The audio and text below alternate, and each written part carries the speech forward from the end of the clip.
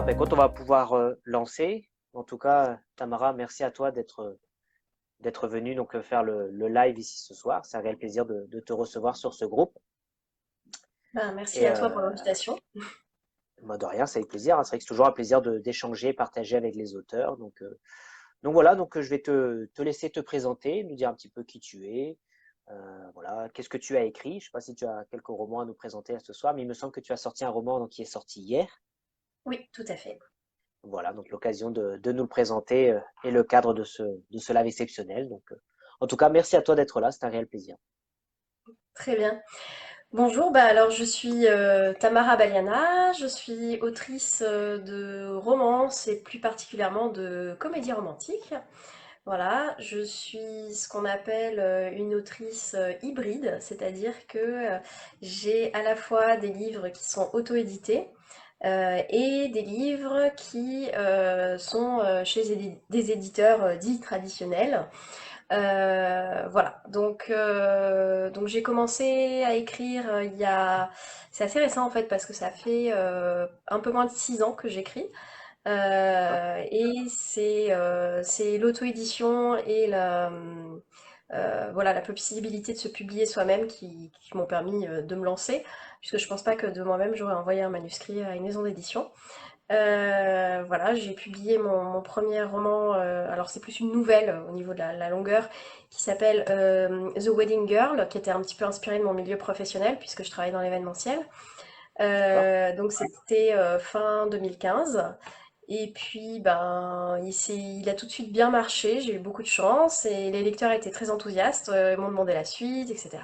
Donc du coup, je me suis prise au jeu et puis j'ai continué cette petite aventure jusqu'au jour où derrière j'ai été contactée par Amazon Publishing, donc qui est la maison d'édition d'Amazon, chez qui j'ai publié 8 ou 9 livres, si je dis plus de bêtises, pas de bêtises maintenant, voilà, qui a été mon premier éditeur. Et ensuite, voilà, j'ai d'autres livres qui sont, enfin, certains livres qui ont été republiés derrière chez Prisma ou France Loisirs. Et enfin, dernièrement, j'ai un livre qui est sorti chez Hugo Publishing. Et j'en ai un autre qui devrait sortir avec eux en fin d'année. Voilà. D'accord. Bah, écoute, je remercie donc ceux qui nous rejoignent. Il y a Christine qui vient de poser la première question qui dit quelles sont vos sources d'inspiration? Alors, c'est très divers. Ça, alors, l'inspiration, elle peut venir d'une phrase que j'entends, d'une émission de télé que je regarde, d'un livre que je lis. Ça peut être juste une phrase, ça peut être juste quelques mots, une scène, etc. Ou ça peut être des choses qui m'arrivent dans le quotidien. Par exemple, j'écris un livre qui s'appelait Diamant et mauvais karma. C'est un livre dans lequel l'héroïne trouve par hasard un solitaire en diamant. Et en fait, bah, ça c'est une anecdote on va dire de travail. J'ai une cliente qui est venue avec un énorme diamant à la main et ma collègue m'a dit euh, Ah, tu te rends compte si elle le perd? Voilà, et donc c'est parti de D'accord. là. Voilà, donc ça peut être très varié. Ou L'amour est dans le chai, qui est un livre qui est sorti fin d'année 2019. Celui-ci, c'est parce que je vais souvent dans le Var où il y a beaucoup de vignobles et je me suis dit, ah bah tiens, ça serait sympa d'avoir une romance qui se passe dans un vignoble. Voilà, donc ça peut être des choses très, très diverses qui m'inspirent. D'accord. Et justement, comment tu écris? Est-ce que tu as des habitudes, des rituels? Est-ce que tu prends des notes? Je salue Jacques Laurent qui vient de nous rejoindre. Bonsoir, Jaco. Oui, bonsoir. Alors, les rituels, alors c'est très différent surtout après cette période de confinement. Avant, j'écrivais principalement le soir, en fait, quand les enfants sont couchés, hein.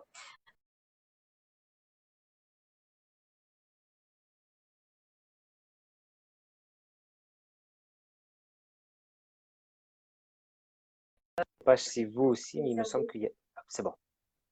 ça a Non, coupé, j'ai oui. une petite copie, j'ai une petite coupure. Oui, Tu peux je crois reprendre, que je ferai le ça vient montage. de moi, en fait. Non, pas de souci. Tu peux recommencer la réponse, je ferai Oui, le, donc une je coupure. disais, les rituels d'écriture ont beaucoup changé par rapport en fait suite au confinement. Avant, j'écrivais principalement le soir puisque donc j'ai quand même une vie professionnelle assez chargée, on va dire. Et puis bah, le soir, c'est le moment où mes enfants sont couchés, donc c'est plus pratique pour écrire. Alors j'ai la chance d'être mon propre patron aussi, donc c'est vrai que de temps en temps, ça m'arrivait de prendre une journée pour pouvoir travailler, avancer un manuscrit, etc. Mais là, pendant le confinement, je me suis retrouvée bah, avec mon... Vu comme je disais tout à l'heure, je travaille dans l'événementiel, donc c'est pas un secteur dans lequel on travaille beaucoup en ce moment. Ça a été mis un peu en Donc pendant le pause, confinement, j'imagine. je me suis retrouvée avec plein de temps, donc ça m'a permis de pas mal avancer et justement de me lancer dans de nouveaux projets dont je parlerai tout à l'heure. Bah, suite à ça, comme j'ai pas encore repris l'activité à 100%, bah, j'écris pas mal en ce moment. Voilà, je passe une grosse partie de mes journées à écrire. Voilà. Justement, il y a une question intéressante de Jacques Laurent Amar qui dit: arrivais-tu à écrire durant le confinement ou au contraire? Alors, j'ai eu un peu les deux, c'est-à-dire qu'au début, j'ai eu beaucoup de mal à écrire. Je pense qu'il y avait un effet un peu anxiogène. D'habitude, je regarde pas trop les infos et tout, et là, j'étais à fond. Je regardais BFM TV toute la journée. Enfin, peut-être pas toute la journée, mais j'exagère un peu. Mais sur les Ouais, réseaux tout le temps, à regarder ce qui se passe, les infos, etc. et tout. Et finalement, je pense que ça a créé une espèce de climat anxiogène. Et j'avais du mal à me concentrer. J'avais du mal à. Et j'écris de la comédie, donc à être drôle, hein, tout bêtement. ouais. Je trouvais que ce que j'écrivais, c'était pas génial. Et quand j'arrivais à écrire, parce que souvent j'arrivais pas trop. Et en plus de ça, du coup, j'avais un manuscrit à rendre à un éditeur. Donc j'avais une date à laquelle il fallait, fin mars, il fallait que je rende le manuscrit. Donc je crois que je me suis mis Ah oui. encore plus mis la pression. Et c'était un petit peu dur. Mais passé cette date-là où j'ai dû rendre ce manuscrit, j'avais plus vraiment de... Alors j'avais d'autres dates, mais qui étaient beaucoup plus... J'ai pu un peu plus souffler et je me suis dit, bon, faut que j'arrête. Là, je vais couper le téléphone, je vais couper la télé, etc. Petit à petit, j'ai retrouvé l'inspiration et je me suis lancée dans un projet à quatre mains avec une amie Bien. auteure qui s'appelle Olivia Rigal. C'est un projet qu'on avait depuis un an et il fallait qu'on trouve juste le créneau pour le commencer.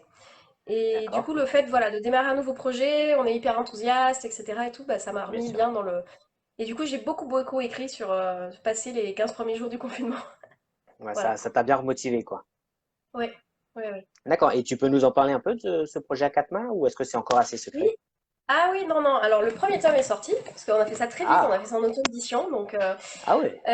Donc je sais pas si on le voit là, vu que je sais pas cadré à peu Oui. près pareil sur mon téléphone. Il s'appelle French Escapade, il est sorti fin mai. Et donc, c'est un romantique suspense, c'est-à-dire que c'est un livre qui allie à la fois romance et enquête policière.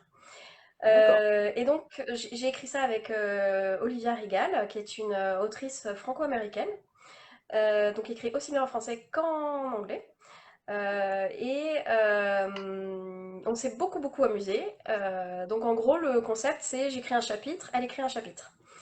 On D'accord. travaille un petit peu toutes les deux de la même façon. Donc c'est vrai que on travaille. Alors j'allais dire sans plan. Bon, on sait toujours un peu où on va quand même. Mais là, comme en plus on est deux, on se définit les grandes lignes et en fait, chacune va écrire son chapitre. Et le truc aussi, c'est d'arriver à la fin de chapitre avec un petit cliffhanger pour l'autre. Et ah, j'étais un peu coincée dans ce truc-là. Comment tu vas t'en sortir, quoi. Donc on s'est D'accord. beaucoup amusé à écrire ça. On s'est tellement amusé qu'en fait, on en fait une série.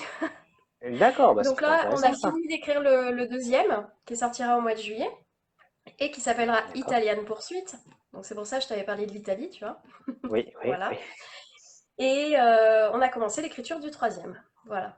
Donc D'accord. Ah ouais, on donc s'est ça va donné vite. pour objectif d'écrire 4 tomes d'ici la fin de l'année. Ok. Et justement, est-ce que le lecteur sait qui a écrit les chapitres? Ou est-ce que c'est la petite découverte? Si on connaît la plume de Ah, alors l'auteur, ça, on le dit pas. on le dit Il y pas. en a qui nous demandent. On le dit pas. Et il y a des gens qui... Coucou Virginie. Coucou. Il y a des gens qui nous ont dit, bah, on vous connaît toutes les deux, on vous a vu toutes les deux, on n'est pas arrivé à savoir laquelle avait écrit quoi. D'accord. Donc c'est vraiment le suspense, quoi. Et alors l'avantage, c'est que comme on fait un chapitre chacune, il y a un chapitre qui est fait du point de vue féminin et un chapitre du point de vue masculin. Et ça permet d'avoir deux voix différentes en fait, vu qu'on a forcément des plumes un peu différentes.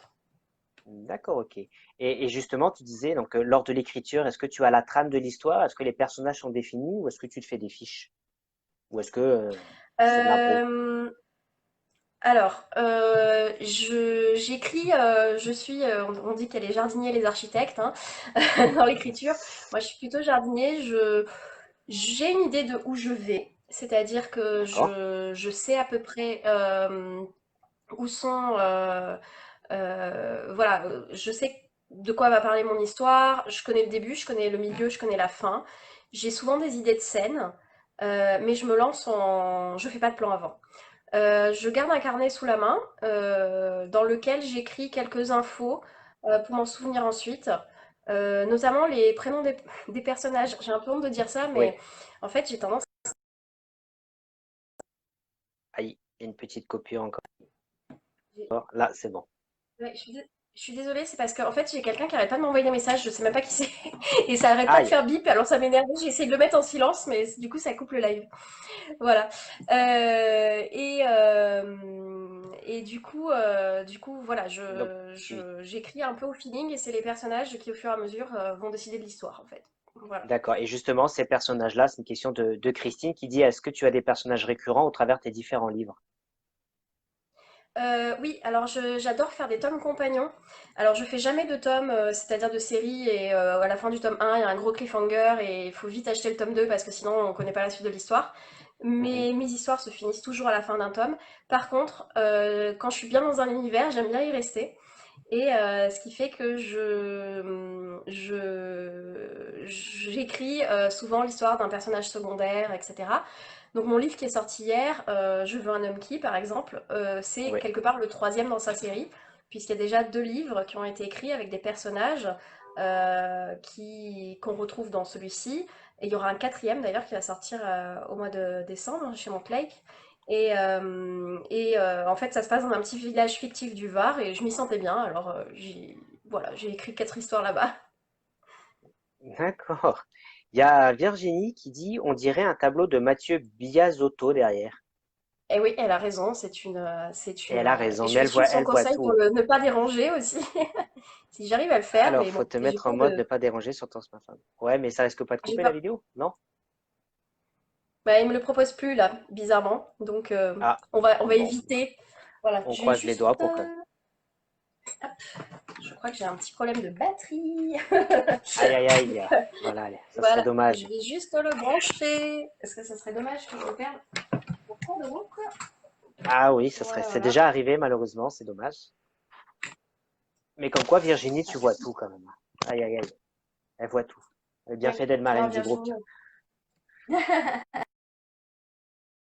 Alors, Voilà, c'est en bon, je suis attendant, de il y a de retour. nouvelles questions qui sont arrivées. Donc, Lia, donc rebonsoir, Lia, merci d'être là, et qui dit, j'adore votre sourire, félicitations pour votre livre.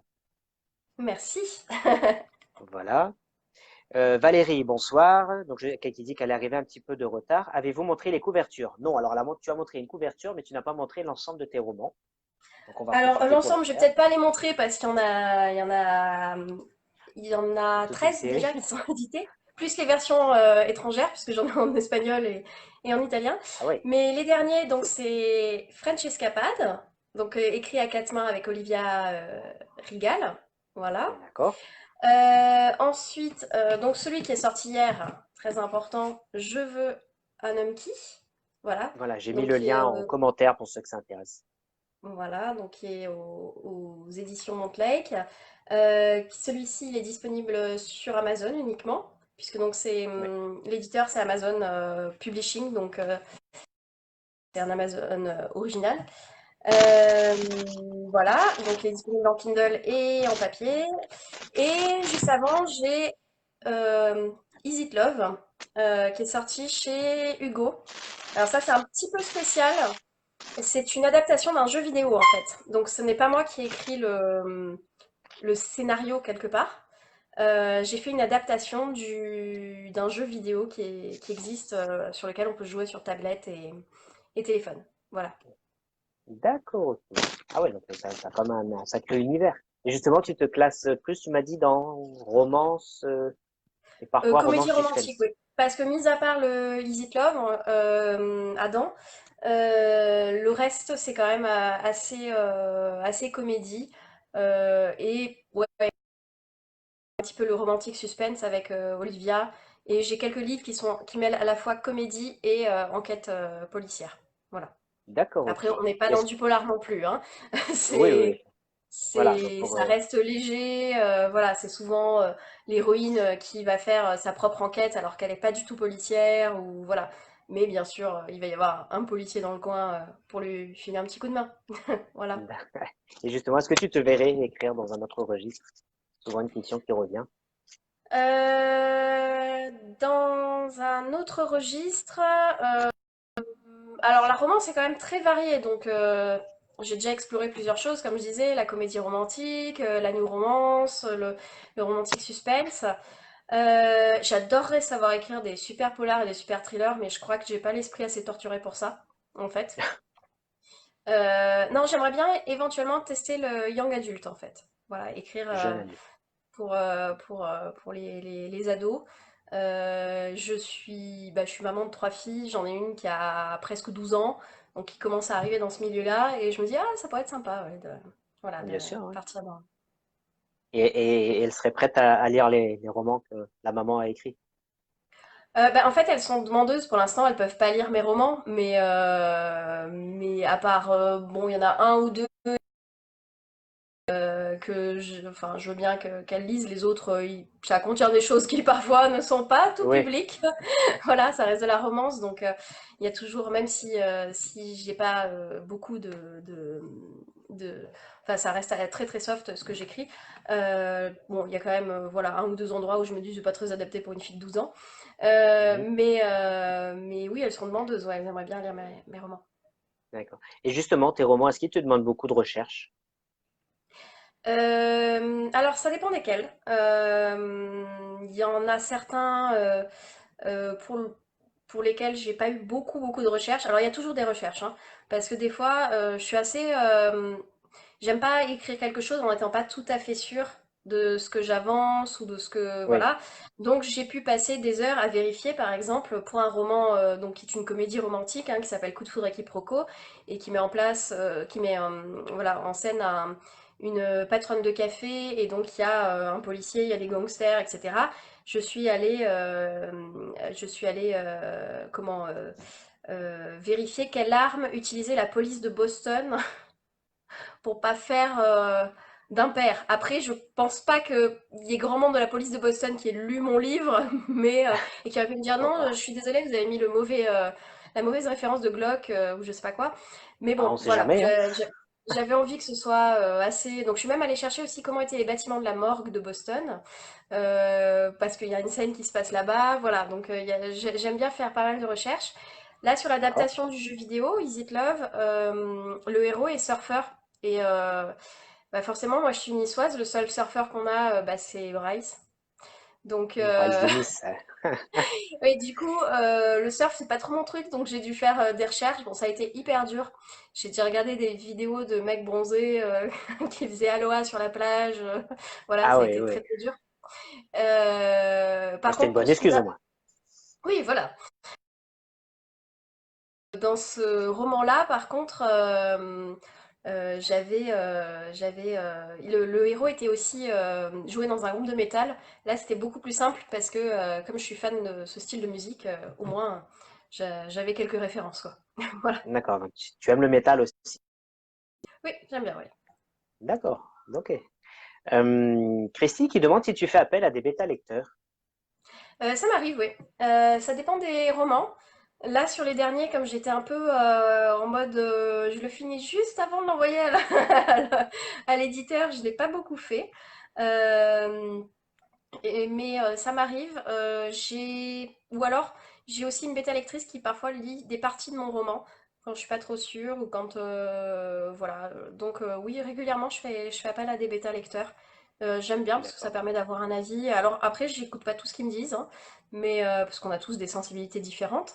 bien sûr. Ça permet d'avoir déjà un ressenti. Et des fois, ils vont dire, là, par exemple, ta blague, elle est un peu moyenne, ou là, ton truc, c'est peut-être pas hyper clair. Et parfois, si moi j'avais déjà un doute sur cette partie-là, parce que des fois on écrit, on se dit, ouais, là, je sais pas si c'est très très clair ce que j'ai mis, ou si on va bien comprendre et tout. Bah, si la personne le pointe du doigt, on se dit, bon, c'est déjà on est deux à le penser, c'est que il y a peut-être effectivement quelque chose qui à retravailler. D'accord. Et une fois qu'il est publié, est-ce que tu fais appel à des chroniqueurs? Oui, oui, oui. J'ai la chance, la grande chance d'être maintenant bien suivie par beaucoup de blogueurs et de chroniqueurs. C'est ce que je disais hier. Bon, la sortie de Je veux un homme qui a très très bien marché. D'ailleurs, s'il y a des blogueuses, des blogueurs qui me regardent, je tiens à les remercier parce qu'ils ont fait enfin, il y en a beaucoup qui ont fait un travail exceptionnel et qui chroniquent mes romans à chaque fois et qui, le jour de la sortie, relayent sur les réseaux et tout. Et je pense que j'aurais pas le même succès s'ils n'étaient pas là. C'est vraiment sympa. Et puis voilà, bah, il y a des chroniqueurs comme toi aussi qui nous permettent de faire des lives et de prendre la parole, de discuter avec nos lecteurs. Et c'est vraiment chouette de voir toute cette espèce de communauté. Et, et on vous doit beaucoup quelque part. En tout cas, maintenant, mais c'est pour nous. Le plaisir est pour nous. En tout cas, c'est un réel plaisir. Je vois que Nathalie Millet vient de se connecter. Merci, Nathalie. Est-ce que, par exemple, un chroniqueur peut prendre contact avec toi en message privé pour une chronique? Oui, bien sûr, oui. Oui, oui, avec plaisir. Je propose régulièrement des services presse avant les sorties. Mon éditeur aussi, donc même je mets parfois les blogueurs directement en contact avec l'éditeur. Si c'est des D'accord. livres édités, si c'est des livres que j'auto-édite, c'est moi qui m'en occupe. Et je prends pas forcément que des blogueurs qui ont des milliers d'abonnés et parce que tout le monde a été petit un jour, hein, et il faut aider aussi les petits blogueurs qui se lancent. Et donc ça m'arrive très régulièrement d'envoyer des services presse à des petits blogs ou des petits comptes Instagram qui ont qu'une centaine de followers, mais qui ont besoin de se faire connaître eux aussi, hein. Eh ben, c'est gentil en tout cas. Merci, merci pour tout. Et à l'inverse, est-ce que quelqu'un qui veut ton livre pour une simple dédicace, il peut également prendre contact avec toi? Oui, tout à fait, oui. D'accord, ok. Une nouvelle question de Christine qui dit, est-ce que tu prends des notes et est-ce que tu travailles beaucoup en écriture? Vous retravaillez, pardon, beaucoup en écriture. Alors, il faut savoir que la version du livre que vous lisez, c'est presque quasiment mon premier jet. Alors bien sûr, je fais pas, je l'écris et puis je mets le point et puis je l'envoie. Non.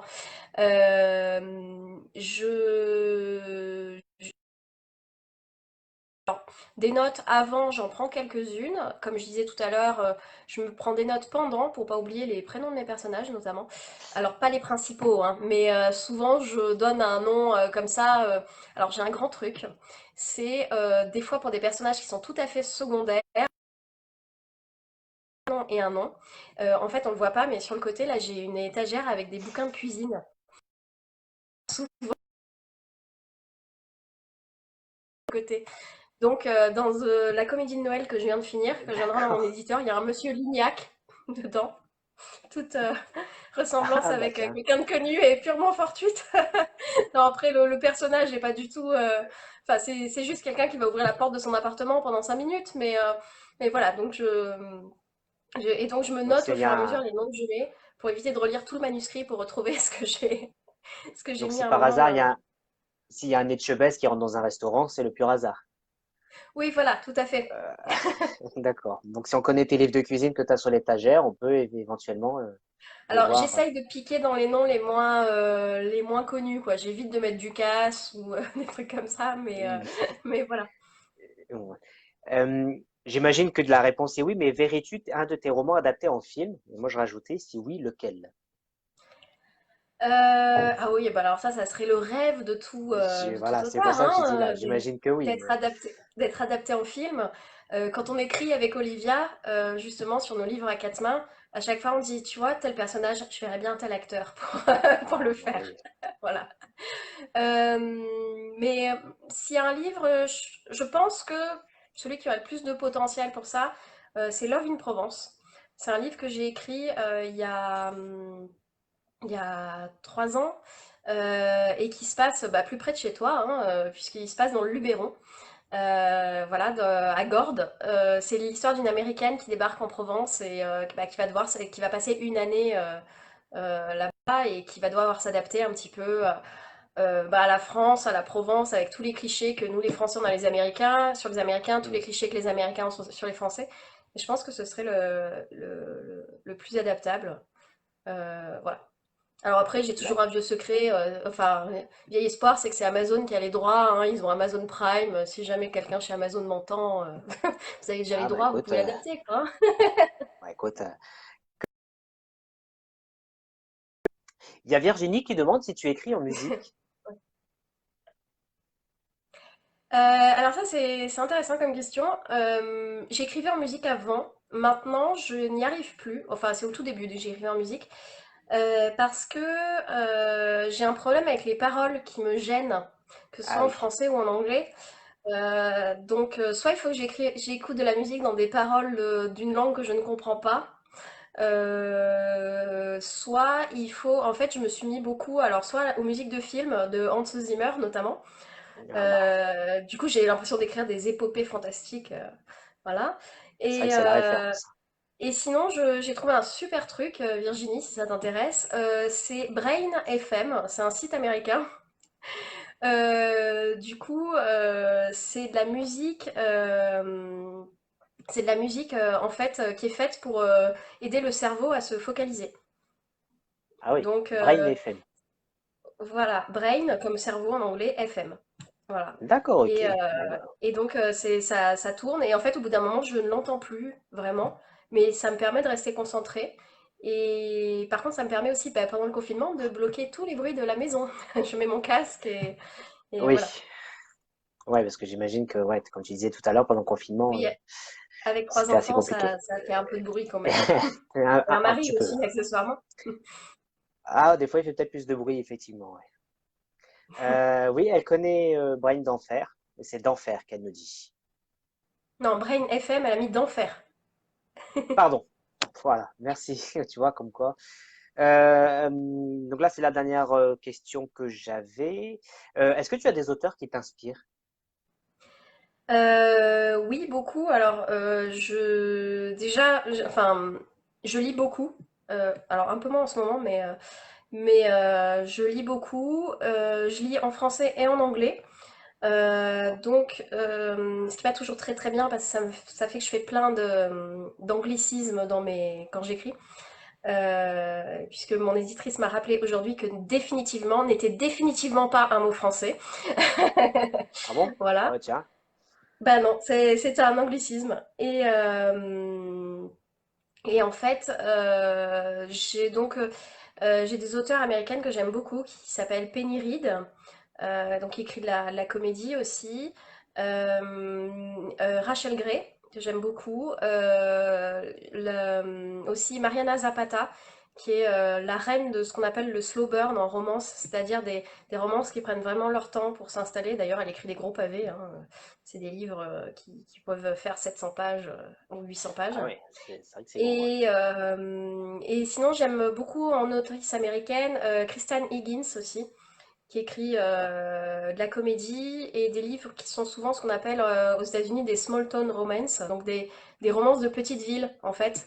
Donc c'est un petit peu comme ce que moi je fais, si vous êtes dans un village et puis au fur et à mesure des livres, bah, vous connaissez la boulangère, le boucher, le truc machin, et puis on s'y attache et puis du coup on a envie du policier qui voilà, ou du patron de bar dans Je veux un homme qui, voilà. C'est un peu l'idée. Et sinon, en autrice française, je suis en train de me rendre compte que je cite que des femmes là. Mais bon, c'est vrai que la romance, il y a énormément de femmes qui écrivent. Donc il y a Angela Morelli que j'aime beaucoup, Cécile Chomin, voilà. D'accord.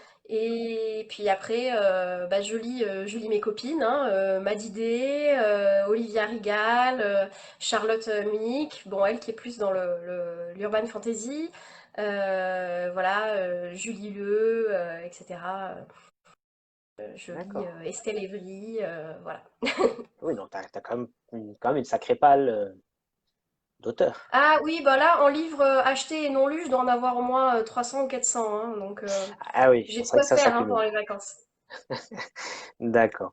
Quelles sont les principales difficultés rencontrées lorsqu'on est auto-édité? Est-ce que c'est les corrections, les promotions, la mise en page? Euh, L'administratif, comprendre l'URSSAF, le truc. Non, c'est Ouais. ça. Oui, pour moi, ça a été Oui, plus oui, dur. Et pourtant, je suis chef d'entreprise à la base, hein.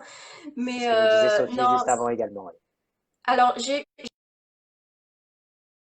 à un moment en 2015 où bah, on pouvait bricoler un peu sa couverture soi-même, on pouvait faire les corrections par sa tati institutrice. C'était encore un peu accepté, mais il a fallu apprendre à se professionnaliser, donc effectivement passer par des correcteurs, des graphistes, etc. Et au fur et à mesure, bah, l'avantage c'est qu'on rencontre du monde. Les réseaux c'est génial parce qu'on discute avec les autres auteurs, on se fait un réseau tout bêtement. Euh,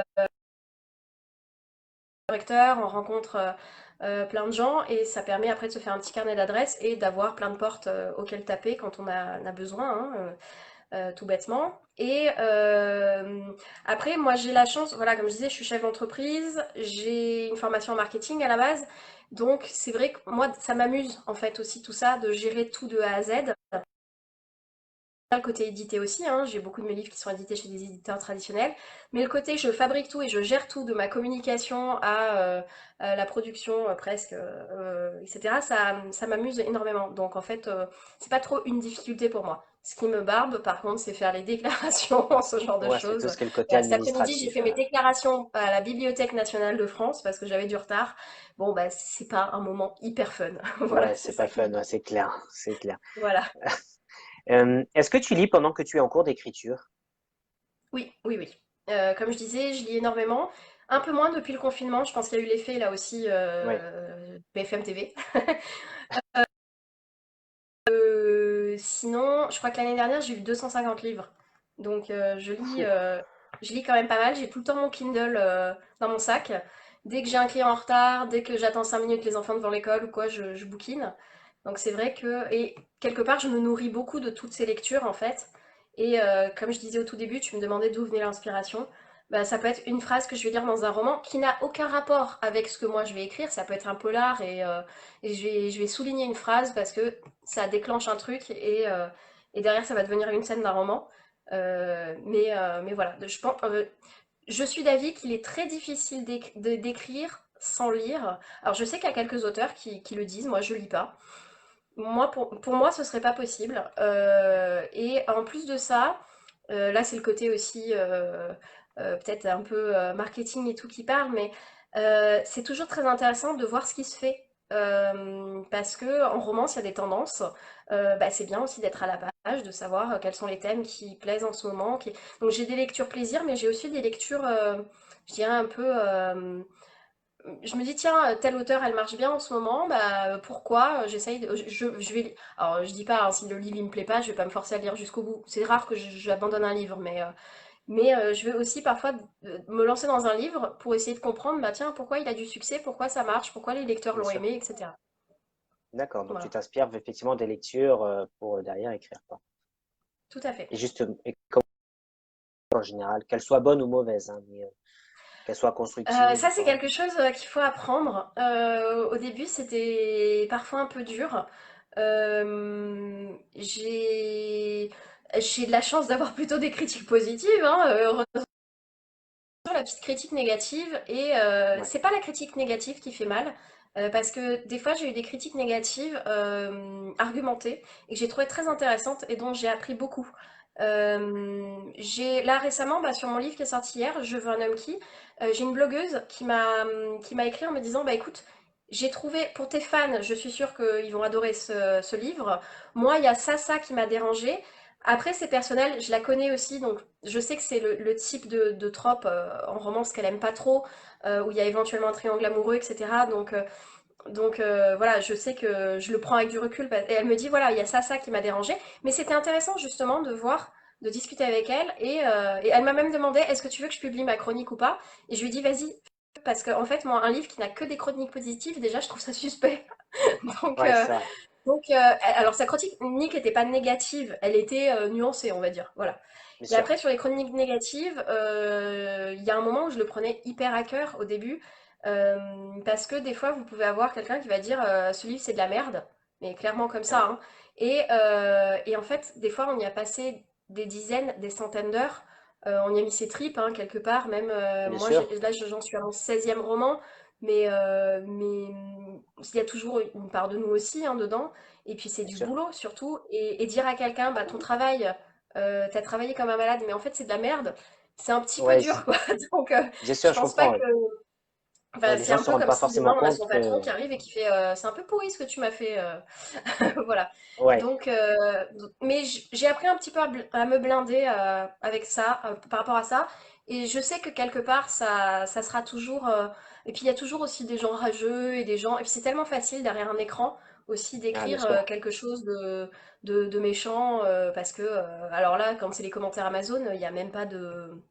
Il Il n'y n'y a a pas même de pas filtre, de quoi. photos, rien du tout, hein, on ne sait pas qui c'est. Donc, des fois, il y Ouais, a juste écrit client Amazon. Bon, est-ce qu'il a ouais. acheté, pas acheté le bouquin? Est-ce qu'il l'a lu, pas lu? Moi, ce que j'adore, c'est les critiques. J'ai pas dépassé 10% du bouquin parce que c'était vraiment nul. Oui, mais peut-être que c'était après les 10% du bouquin que ça devenait Bien sûr. intéressant. Ouais, Voilà. les gens ne se rendent pas compte que c'est aussi parfois du sacrifice personnel de passer des heures à écrire, Oui, tout à des fois fait. de rester chez soi pour, au lieu d'aller profiter peut-être avec les amis pour écrire. De sortir de tout bêtement, bah, le soir, quand je disais j'écrivais le soir, eh bah, c'est là, c'est du temps que je passe pas avec mon mari, c'est du temps, bon, mes enfants se sont couchés, donc c'est du temps que je passe pas à regarder Netflix. J'ai pas Netflix d'ailleurs. Je me refuse de le Ah prendre bah, pour pas, bah, sinon je sais que je vais arrêter d'écrire en fait. Enfin, j'aurai moins aïe. de temps. Et voilà. On peut pas tout faire, hein, D'accord. lire, écrire. Ah non, non, bah non, malheureusement. Il y a Virginie qui dit que c'est passionnant de t'écouter, on apprend beaucoup sur les différents genres littéraires. Et Christine qui confirme en disant que c'est très intéressant. Bon, bah merci. Bon, ça, Voilà. je peux en parler pendant des heures. Voilà. Magali Beril qui dit qu'elle a exactement les mêmes goûts littéraires que toi. Ah, bon, bah, chouette. Bon.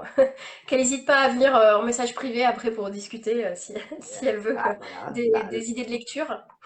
l'invitation est lancée. Et puis n'hésite pas à les partager sur le groupe si tu veux, hein. Oui, C'est toujours oui, intéressant de avec savoir ce que lisent plaisir. les auteurs. On sait ce qu'ils Mm. écrivent, mais qu'est-ce qu'ils lisent, des fois on peut être agréablement surpris. Valérie qui nous dit que, hop là, il y a un petit commentaire qui vient d'être passé. Il y a aussi des hommes avec des pseudos féminins pour écrire des romances. Oui, tout à fait. J'ai un ami qui fait ça. Ah, donc t'as Bah, peut-être. il est membre du groupe, hein. De toute façon, c'est un secret pour personne. Mais par exemple, Jérôme Dumont écrit des polars sous son nom masculin et écrit sous le pseudo de Claire Bianchi, des comédies romantiques. D'accord, ok. Bah, tu vois, Voilà. c'est toujours des petites anecdotes qui sont toujours bonnes à Mais savoir. on a de plus en plus d'hommes qui écrivent de la romance et qui écrivent sous leur pseudo masculin. Je discutais justement avec un auteur qui écrit aussi du polar bah, la semaine dernière et qui va sortir une romance, il va le faire sous son nom. Alors avec un petit changement dans son pseudo pour pas pour que Ouais. justement les lecteurs de polar et les lecteurs de romance comprennent qu'il y a une différence, que c'est pas des livres qui sont dans le même genre.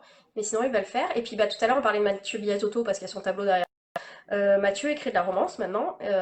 Et voilà, donc ça se fait de plus en plus. Maintenant, les hommes ont de moins en moins de scrupules à dire qu'ils écrivent de la romance.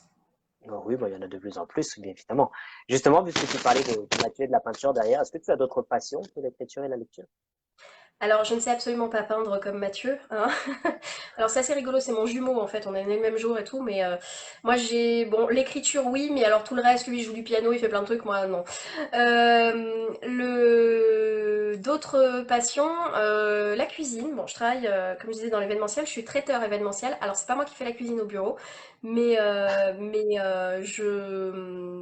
bien quand même, je suis quand même passionnée par ça, donc c'est pour ça que j'ai beaucoup de livres de cuisine aussi. Voilà, ça me permet d'allier les deux passions, la cuisine et les livres.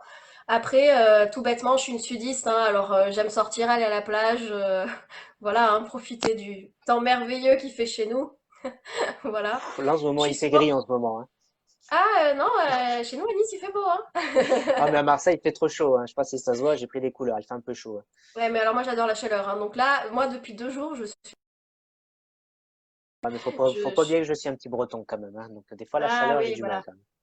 Non, non, Mais moi ça fait du bien. j'aime le sud, le soleil, la chaleur, voilà, c'est. D'ailleurs, je suis souvent cataloguée comme l'auteur du sud de la France, parce que j'ai beaucoup déjà de mes romances qui se passent dans le sud de la France, et Ouais, ensuite, c'est ce que je disais, ouais. parce qu'à chaque fois, sur les salons et tout, on se moque de moi parce que je débarque à Livre Paris avec mon bonnet, mes gants, mon écharpe, mon truc, machin. Cela dit, ils se moquent, mais une année, il a neigé quand même, hein. Et, Oui, et alors, j'ai fait un salon à Dunkerque en décembre cette année. Euh, ouais, pour il fait moi, froid là-bas. c'était dur. Sinon, c'était un super salon, mais c'était dur, le climat. Justement, puisque tu parles de salon, donc c'est vrai que nous on s'est rencontrés donc au salon des auto-édités de Oui, Marseille au mois d'octobre. J'espère que ça sera renouvelé. Réponse au mois de juillet. Est-ce que tu as des dates ou j'espère. des... Normalement, c'est Franck et Bertrand ont confirmé que là, avec les élections, ça a été un petit peu en attente de validation, mais normalement la Ouais, réponse est là prévue en juillet. Donc, on saura effectivement oui, d'accord. pour la fin octobre. Donc justement, vu qu'on parle de salon, est-ce que tu as des dates ou des salons de dédicaces qui sont confirmés à venir? Alors, j'ai beaucoup de salons qui ont été annulés. Pour l'instant, le seul qui est toujours confirmé et d'actualité, c'est le salon qui est avec un de mes éditeurs, donc Hugo Publishing, qui fait chaque année le salon de la New Romance. Et cette année, bah, il a lieu dans ma ville, à Nice, puisqu'il change de ville chaque année. L'année dernière, c'était à D'accord, Lille, et donc cette année, ça sera à Nice le 25, 26, 27 septembre. Voilà. d'accord, Et ok. donc, bah, j'y signerai bon, tous les livres que vous voudrez bien m'emmener. Mais sur le salon, il y aura les livres qui sont édités chez eux. Donc, Is It Love Adam. Voilà. D'accord. Et bah, ma romance de Noël qui va sortir chez eux alors, au mois d'octobre et qui sera en exclusivité, enfin en avant-première au salon. Voilà. Même. Parce que justement, tu parlais du salon de Nice, c'est un des plus grands salons du Sud, celui de Nice.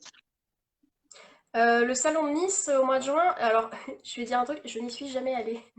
Non, d'accord, mais je crois que c'est ça, non, j'en avais discuté, il me semble que c'est un Je des sais plus pas grands s'il est salons du si, Sud. Je sais pas s'il est si grand que ça.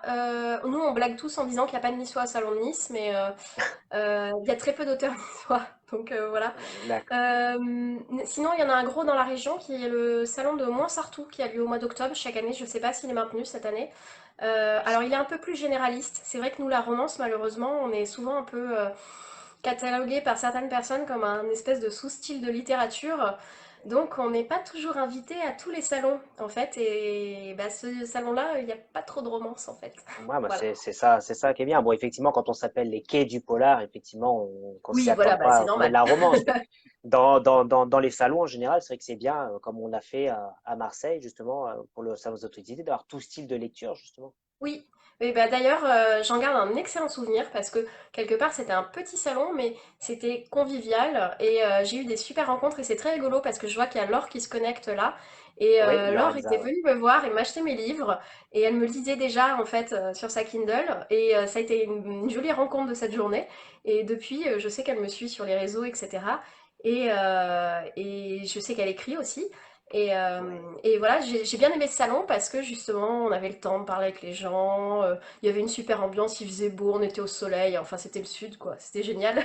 Ouais, et justement, je vois le commentaire de Valédy qui me dit d'arrêter de me plaindre de la chaleur, pense aux gens du Nord. Mais justement, je sais ce que je dis pour pas être. C'est vrai, il fait trop chaud ici.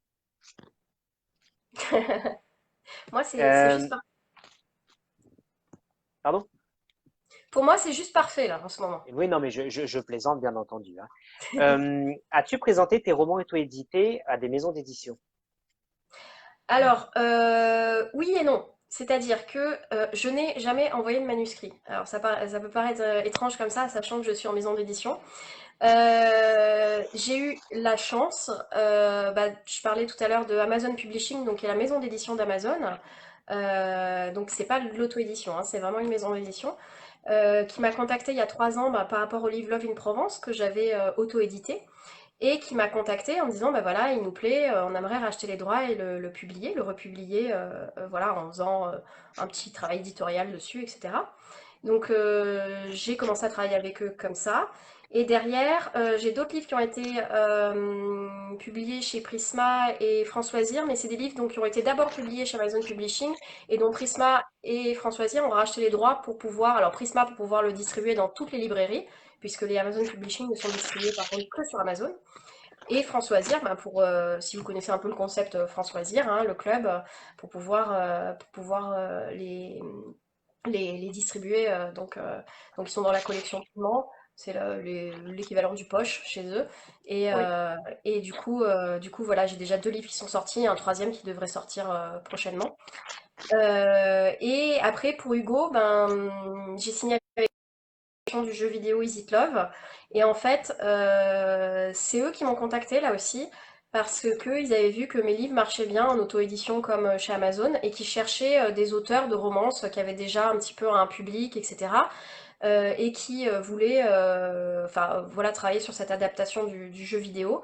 Et donc, alors quelque part, je n'ai pas envoyé de manuscrit auto-édité à une maison d'édition, mais j'ai eu, grâce à l'auto-édition, des contacts avec des maisons d'édition qui de plus en plus font leur marché un petit peu, si on peut dire ça comme ça, dans l'auto-édition. J'ai pas mal de copains qui ont été édités en maison après avoir sorti un livre en auto-édition. d'accord. Une nouvelle question de Christine qui demande s'il y a des sujets que tu n'aborderas jamais. Euh, que j'aborderai jamais, je crois qu'il faut pas se mettre trop de limites. Après, c'est vrai que dans la romance, je fais alors justement, j'aime bien toucher un petit peu des sujets, soit d'actualité, soit polémique, soit là sur mon roman qui sortira en décembre, par exemple, j'ai un couple qui va avoir une grosse différence d'âge et c'est elle qui est plus âgée. Donc c'est quelque chose qui est encore, même si ça devient avec notre président, etc., ça devient plus commun, on va dire, ça reste quand même pour certaines personnes, parfois ils le voient enfin, d'un œil un petit peu étrange ou quoi, donc voilà. Sur Je veux un homme qui, j'ai fait une héroïne qui correspond pas aux standards de la beauté habituelle, c'est-à-dire qu'elle est un peu trop grande, elle a un nez tordu, elle est un peu trop masculine, etc. Donc justement, je trouve que c'est bien de pouvoir toucher différents sujets. Par contre, c'est vrai qu'en romance, il y a une chose que je pense que je ferai jamais, c'est ce qui s'appelle la dark romance. C'est mais c'est souvent des livres où en gros ça va être l'héroïne se fait kidnapper par un gars et puis finit par tomber amoureuse de lui, genre syndrome de Stockholm. Sauf que des fois il y a des choses qui sont un petit peu limites à mon sens. Je me dis toujours que mon livre il peut tomber entre les mains d'une jeune fille qui a 16 ans, voire plus jeune, hein, parce que des fois je suis un peu surprise sur les salons de voir quel âge ont mes lectrices. Mhm. Et je veux pas, en tant que maman hein, aussi, et puis en tant que femme, leur apprendre que c'est des relations un petit peu, enfin, le prince charmant, logiquement, il est pas censé, enfin, un homme est pas censé te foutre des baffes et toi, tu dois être là, youpi, c'est Non, ben non, génial. Enfin, je heureusement. grossis un petit peu le truc, hein, mais enfin, tout ce qui a découlé des livres comme 50 nuances degrés, etc. Ça a parfois vrillé un petit peu, je pense, pour certaines personnes, la vision des relations hommes-femmes et enfin, telle qu'elle devrait être. Et donc, j'ai pas envie d'avoir ce type d'exemple quelque part dans mes livres, parce que je me dis, quelqu'un comme moi qui lit ça, moi j'ai 36 ans, je lis ça avec tout le recul enfin, que je peux avoir à mon âge, je vais me dire non, c'est pas normal.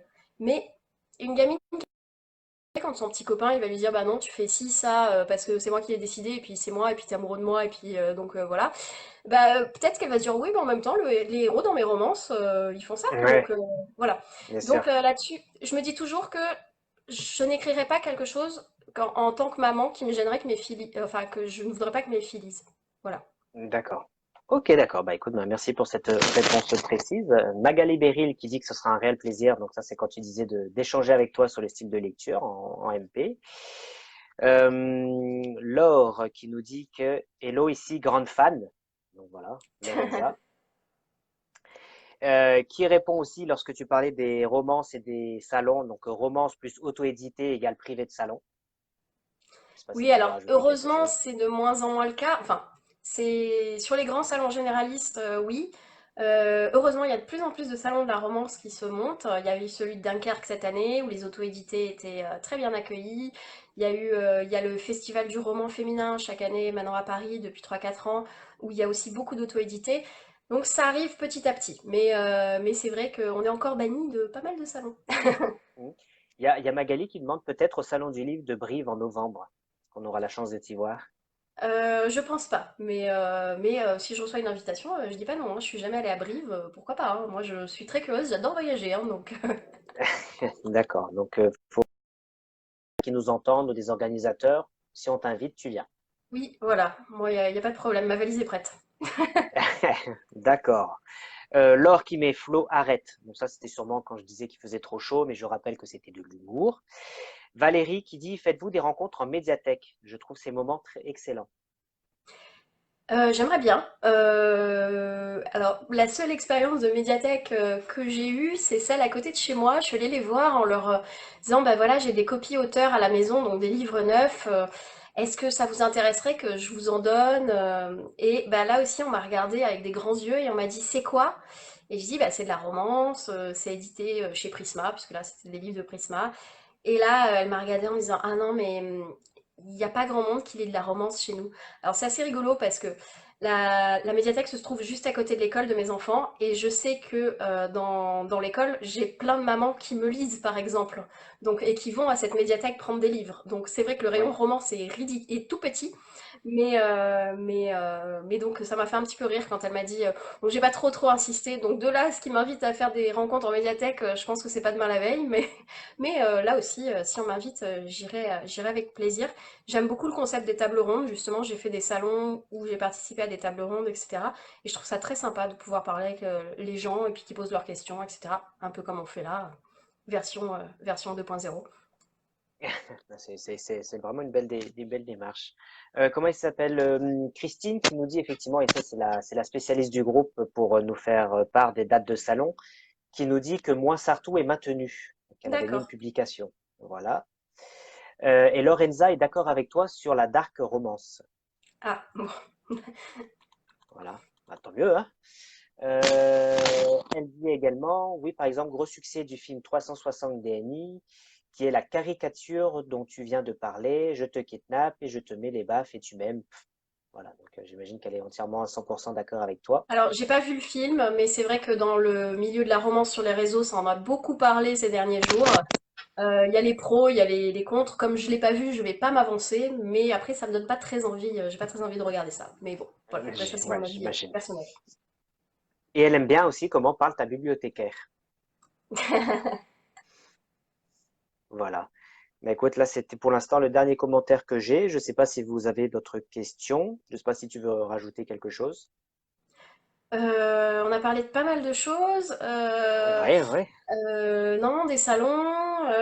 Oui, donc du coup, j'ai pas beaucoup d'actualités de salon à vous annoncer, hein. Je vois Laure qui dit tu as des talents d'actrice.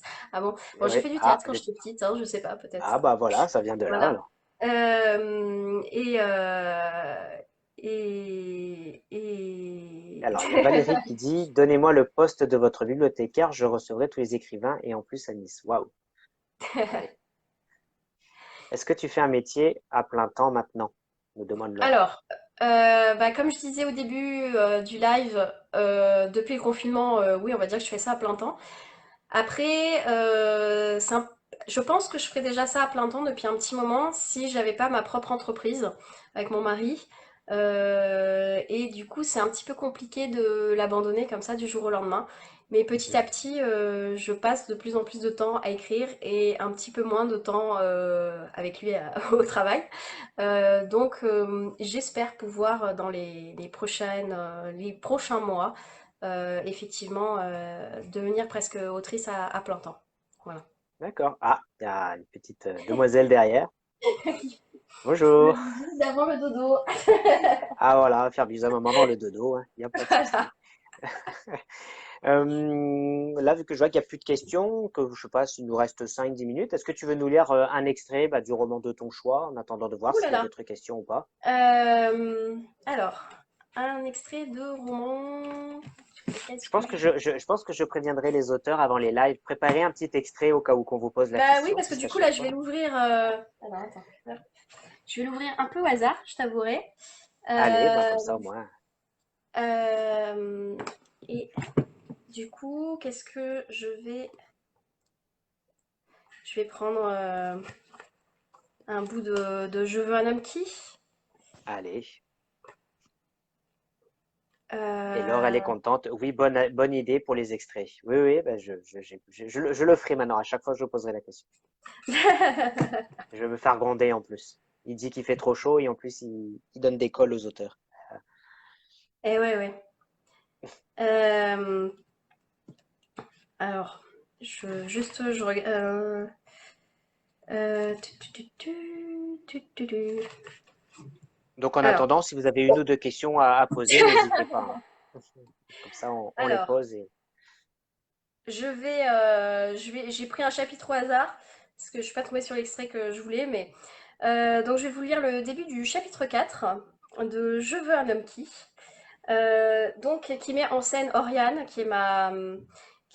mon héroïne, avec donc qui est policière et donc là qui va boire un verre avec ses copines. Et que ses copines et elles sont surnommées le club des célibataires malgré elles, parce que malgré tous leurs efforts pour trouver un homme dans leur vie, bah, elles sont toujours célibataires. Voilà. d'accord. Donc c'est Oriane qui parle. Les filles, je crois que j'ai rencontré quelqu'un. Tu crois ou tu en es certaine? Parce que ça fait une différence, pointe Helena, mon amie enseignante, en triturant la paille de son jus de fruits. Nous sommes installés toutes les trois au café de la place, comme la plupart du temps lorsque nous décidons d'aller boire un verre. Romy, qui est assise face à moi, grimace et m'interroge. Ne me dis pas que tu traînes encore sur ce site de rencontre rempli de mecs plus glauques les uns que les autres. Il y en a quelques-uns qui ne sont pas trop mal, arguai-je sans pour autant avoir l'air très convaincu. Oh, pitié, comme celui qui vivait chez sa mère. Il n'y a pas si longtemps que ça, j'habitais bien avec mon grand-père. Tu as 25 ans, il en avait presque 40 et tu es propriétaire de ta maison. Et ça, crois-moi, ça fait toute la différence, réplique la boulangère aux longs cheveux auburn. Et celui qui voulait des photos de tes pieds, il n'était pas bizarre, lui? Il était podologue. Ben justement, tu ne penses pas qu'il devait en avoir assez d'en voir toute la journée? Donc soit il a une addiction aux voûtes plantaires, soit il est accro au boulot. Dans les deux cas, c'est très mauvais pour une relation saine. Tu ne manges jamais de gâteau ou de pain en dehors de ton travail, toi? Elle marque un point, là, souligne Helena en dressant son index. Ce n'est pas pareil, se défend Romy. Faux, m'exclamai-je. Je plisse les yeux et ajoute. Et n'essaie même pas de nier que tu prends ton pied à mater des photos de pièces montées. On t'a toutes vu faire. Et alors, il y en a qui aiment regarder les chatons tout mignons, moi je préfère les glaçages et les fleurs en sucre. Chacun son truc. C'est presque comme du porno en fait, remarque Helena. D'ailleurs, qui n'a jamais eu un orgasme culinaire, surtout en mangeant ici? Elle écarquille les yeux de façon comique pour interpréter son propos. C'est vrai que la cuisine de Jules est délicieuse. Et ce n'est pas Oriane qui va nous contredire, taquine Romy en me lançant un regard appuyé. Je me sens tout à coup mal à l'aise à l'évocation du chef du café de la place. Mon béguin pour lui n'est un secret pour personne. Mais je n'aime pas en parler, du coup je reviens au sujet initial. Bon, je vous disais que j'avais rencontré quelqu'un. Oui, vas-y, détaille-nous tout sur cet homme que tu as ou que tu penses avoir rencontré, renchérit Helena. Je lui lance un regard de travers pour la forme et commence. C'était à la maison de retraite. Tu fais dans les sugar daddy maintenant demande Romy. Ce serait possible de raconter une histoire sans être constamment interrompu, rouspétai-je. Désolée, s'excuse Helena en intimant Romy de se taire au moyen d'une grimace. Vas-y, nous sommes tout oui. Dans les minutes qui suivent, je leur explique ma visite chez Papygus, les quelques instants délicieux de ma rencontre avec Ethan Boyle. Je leur décris son physique de rêve, son sourire charmant, son accent sexy. Bref, voilà, vous savez tout. Il est aussi parfait qu'un homme peut l'être. Voilà, je vais m'arrêter là, comme ça laisse un peu de suspense. Ah oui, mais en tout cas, c'est Valérie qui dit c'est excellent. C'est vrai qu'il y a des passages, c'est assez rigolo. Oui, bah, c'est de la comédie, hein, donc tiens, je vois qu'il y a Olivia Rigal qui vient de se connecter. Et Ah donc, ben, tu vois. Olivia, c'est avec elle que j'écris mes quatre mains en romantique suspense. Voilà, je vais y arriver. D'accord, ok. Bah, enchanté, et ravi de vous voir là. Bah écoute, j'ai plus de questions, mais en tout cas, merci à toi d'avoir participé à ce live. C'était fort Bah, intéressant d'en merci apprendre à davantage tout sur le monde toi. et puis merci à tous ceux qui ont posé des questions et puis ceux qui n'en ont pas posé aussi et qui sont venus regarder le live. Voilà. Et donc n'hésitez pas à venir me contacter en MP si vous avez des questions, si vous avez besoin de parler écriture, de parler de mes livres, des salons, de ce que vous voulez. Voilà. Ma porte est ouverte et donc merci Florian pour l'invitation. Avec plaisir en tout cas. Merci à toi d'être venu. Merci à tous d'avoir participé à ce live. Je vous souhaite une bonne soirée et puis bah, j'espère à bientôt. À bientôt. Allez, bisous à tous. Ciao, ciao. Ciao.